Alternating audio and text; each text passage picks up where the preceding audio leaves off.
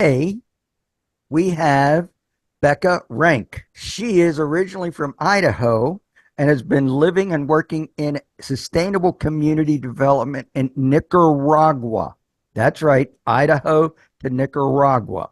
Now, she's been there for 25 years. Becca has organized hundreds of volunteer medical delegations and study tours to Nicaragua, been administrative director of a community health clinic in Nicaragua, helped set up worker owned cooperatives, and worked with organic farmers to establish export markets. Becca is the coordinator of Casa Ben Linder Guest House and Study Tours in Managua and is active in the Nicaragua Solidarity Coalition. She and her husband Paul have raised their two children in Nicaragua. So thanks for joining us, Becca. Pretty clear. I can only tell you, what I see every day, what I've seen over the past 25 years and what my experience is. And let you judge for yourselves. But you know, there's a whole lot going on there. So I'll touch just very briefly. Reed Brody and the quote unquote human rights experts from the UN have written a series of reports since 2018 that accuse Nicaragua of gross human rights violations.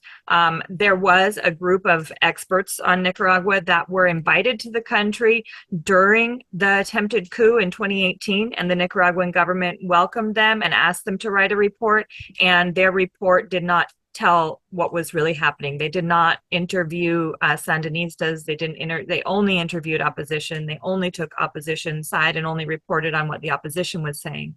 And after that, the Nicaraguan government has not welcomed another group of supposed experts into the country because we know what their report's going to say before they write it.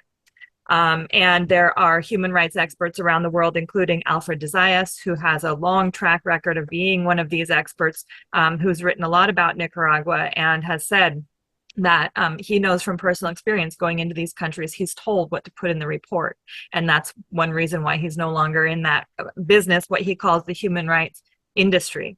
So I do not put a lot of weight into these reports that Reed Brody is writing and others are writing.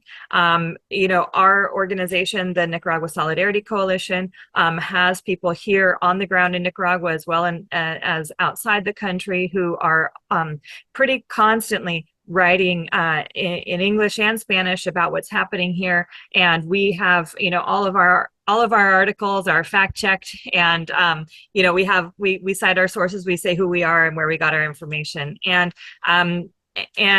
we submitted for 3 or 4 times when these reports came out from the UN. We submitted information to them. We submitted verifiable information, first-person interviews, and so forth, and they refused again and again to include any of that in their reports. And so, at this point, I don't think that they have any legitimacy, in my opinion, to say what's happening in Nicaragua.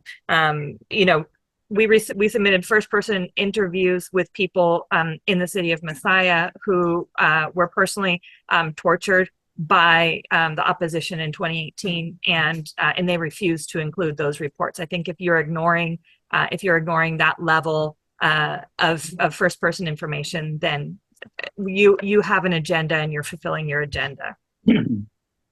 Okay. Did Daniel Ortega actually change the Constitution? If I mean, not everybody's going to be paying attention to, well, they changed the Constitution. I mean, Of course, constitutional amendments happen all the time in all kinds of countries, and Nicaragua had a big change to our constitution that came into effect in January of 2025. That was not Daniel Ortega changing this. I think one thing it's really important, from the U.S. perspective, we kind of have a cult of personality in the United States. Our presidential candidates are very much, we vote for a person. We don't vote for a party or what they stand for. We don't vote for their platform a lot of times. We vote, most often, to be frank, we vote for the guy we want to have a beer with, right? So that's kind of our mentality in the U.S. And I wouldn't say that's the best way to pick your to, leaders, to, but that's to the our way detriment. to our detriment. Exactly. And so here in Nicaragua, it's very difficult for people outside of Nicaragua to understand that this, Nicaragua is not that way. We don't have this same cult of personality. That's not to say that people don't really respect and love Daniel Ortega. He has an 88.5% approval rating. He's the second most popular leader in the Americas. So that is Right that says behind something. Trump? Is he right Eh, behind? Trump's down at 30% somewhere currently. He's right behind Bukele in El Salvador, believe it or not. So, Oh, God. so this is, this is something that he is very, he himself has but his government has a higher approval rating than the man himself.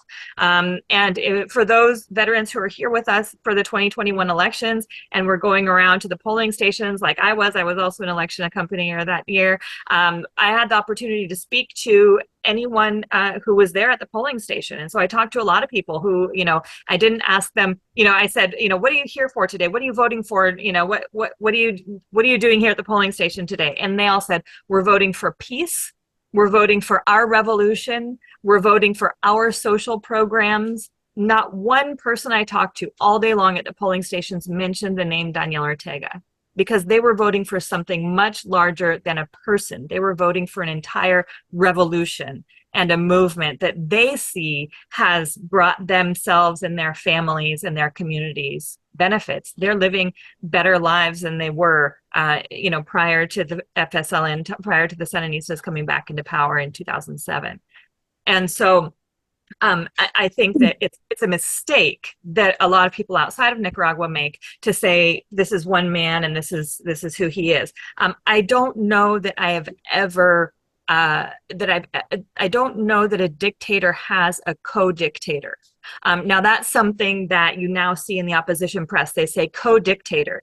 And I think the definition of dictator pretty much says you do this on your own. You're a one-man show.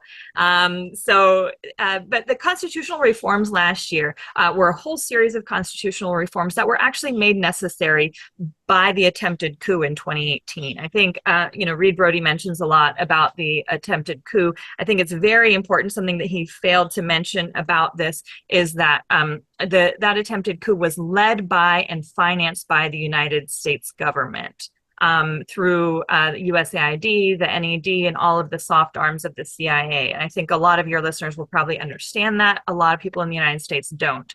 But this is something that the United States, has never stopped attacking Nicaragua. They were lying low for a while, but in 2018, we have there's lots and lots of evidence that points the money trail right back to what was happening. And what happened in 2018 was financed by the United States, and the money was, I'll just say, laundered, because that's really what was happening. The money was laundered through a series of nonprofit organizations, NGOs in Nicaragua, that then took that money and brought it to thousands of gang members, some of which were Nicaraguans, some of which were brought in from outside the country, people who were just thugs and drunks, and they set up hundreds of roadblocks around the country. Those roadblocks became very violent. The people who were running those roadblocks, it wouldn't allow people to pass. They were specifically looking for Sandinistas, anyone who was believed to be a Sandinista. They would stop them. Sandinistas were tortured, kidnapped, horribly tortured, burned alive, in some cases murdered and disappeared. And so we're talking about a very intense number of months in the country where things were very dangerous for police and for Sandinistas in particular. And that's the violence that was coming from the opposition side. So they don't mention that when they talk about what happened in 2018. They don't mention that the money was run through these NGOs, many of which were run by, for lack of a better word, oligarchs, people who are, old moneyed families who've had businesses in Nicaragua for hundreds and hundreds of years. They were the ones who were at the forefront of this coup attempt. Some of the people who were involved were former Sandinistas who left the party in 1994 and just, those are people, a lot of folks there were tended to be that split in 1994 in the Sandinistas was along class lines a lot. So Daniel Ortega stayed with the base, the impoverished of Nicaragua, and folks who really had made, wanted to continue making money and wanted to be, intellectuals and in the upper echelons left the party, and they're the ones who, for the most part, had the contacts outside the country with people who'd come to Nicaragua in the 1980s. They spoke English. They had a lot of friends. And those people are the ones who are friends with people like Reed Brody. So this is why you get a lot of folks who were here in the 1980s. I unfortunately was not here in the 1980s. I didn't have a chance to see those years up close. But for people who came in those years, I understand that they feel a very personal connection to Nicaragua in those years. But now there's folks like Reed Brody who have these friends who say, "Oh, Daniel Ortega is a dictator," and they say, even I've heard North Americans say he's stolen our revolution. Well, I'm not sure at what point the Nicaraguan revolution ever belonged to any gringo, it may not be the revolution that you had in mind, but it's the revolution that Nicaraguan people want, and so that's the one that they need to have and carry out. So some of what we see here is people who haven't been to the country in 40 years, relying on their resume of having been here 40 years ago to say that they have the truth about what's happening in Nicaragua, and that's just not the case. I think that the Nicaraguan people, 7 million people who were born here and live here full time and don't have the privilege to hop on a plane anytime they want and leave the country, are the ones who get to decide what kind of revolution they want. And 88.5% of people approve of what's happening in government right now. In the 2021 elections, Daniel Ortega won with a 78% of the vote. And that's 65% of everyone over 16 years old voted. So, I mean, it is a real election. So what happened was that after 2018, the Nicaraguan government saw that there were ways, very clearly, that there were ways that foreign governments were able to get money into the country through these NGOs, and that they were able to, make a violent regime change effort here in the country. And they needed to close those loopholes. For Nicaragua's sovereignty, those loopholes needed to be closed. So they've been working on regulating nonprofit organizations. When he says every nonprofit organization in the country is closed, that's absolutely not true. There have been a number of nonprofits that were closed. There were more than 7,000 nonprofits in the country in 2018. Thousands of those had never worked at all or hadn't been active for years. So a lot of what got closed was just people who hadn't been reporting because they were just inactive. But there were some that were laundering money. We have the money trail to prove it. We know who deposited what money in which bank accounts, and who was out on the front lines handing cash to the drug dealers. So those organizations have been closed down. The constitutional changes that came into effect helped to close some of those loopholes. Also, we didn't have a law that said, this is what constitutes a traitor to the country, and this is what happens to people who are traitors. Someone who attempts to violently overthrow the government is a traitor in any country. And Nicaragua, unlike most countries around the world, didn't have the legal framework to back that up.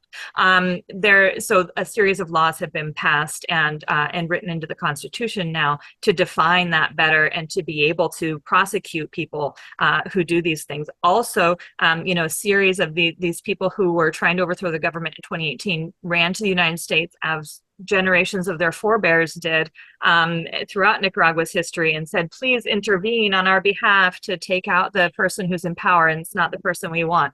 And they ran right up to Marco Rubio and got their picture taken with him and asked specifically for sanctions against their own country. And that is also treason.